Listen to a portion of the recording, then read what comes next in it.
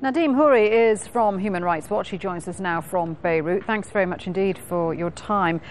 We've heard some harrowing accounts of beatings and torture at the hands of Syrian intelligence officials, and your organisation is saying that this is a systematic policy across Syria.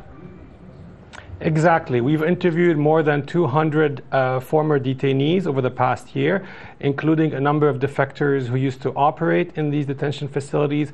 And we've mapped out 27 detention centers. There are actually more, but these are 27 that we had multiple witness accounts that we could confirm. We could confirm it was in which building, and in some cases we were able to identify the person responsible for this center. And we've documented more than 20 torture methods.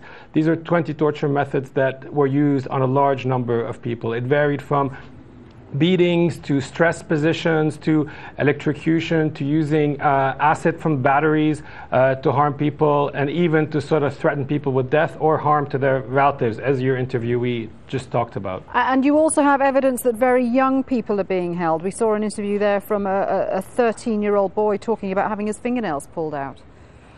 Exactly. I mean, the majority of detainees were between 18 and 35, but we also documented the torture of children, some as young as 10 and 11, and as well women and some elderly. The one man was actually 74, and he was detained but also beaten and tortured, and he was detained in horrible conditions. What about torture and executions carried out by Syrian opposition forces? That's something that was documented by the UN last month.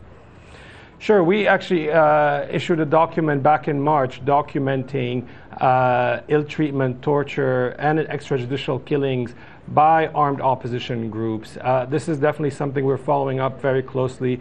We've asked repeatedly the Syrian authorities to allow us into Syria to document this. We continue to monitor it, but I think it's important to distinguish between a state-imposed policy of arbitrary detention and torture, which we're documenting by the Syrian government, and a very grave policy, but by unorganized, loose armed groups that don't fall under any clear command. Both should be condemned, but we should be careful not necessarily to equate the two, because the element of policy, the element of control that we see at the Syrian government level, we haven't yet seen on the Syrian opposition side. Okay, and I know that Human Rights Watch wants Syria, the whole Syrian issue, to be referred to the International Criminal Court. Do you think that that is something that will happen? Because clearly there isn't an international consensus on where the blame lies in Syria.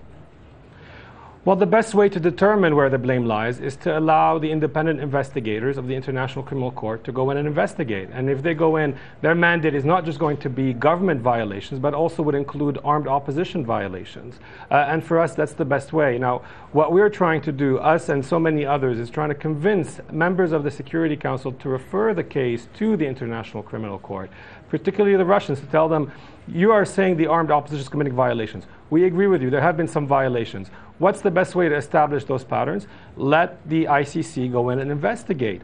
Another intermediary step is to allow the Human Rights Council mandated investigation, the Commission of Inquiry, to go in and investigate. They're having to do their job from outside of Syria. That's a question we have for the Syrian government. Why not allow them in? Good to speak with you. Thank you very much indeed. A distressing subject there. Nadim Houri from Human Rights Watch.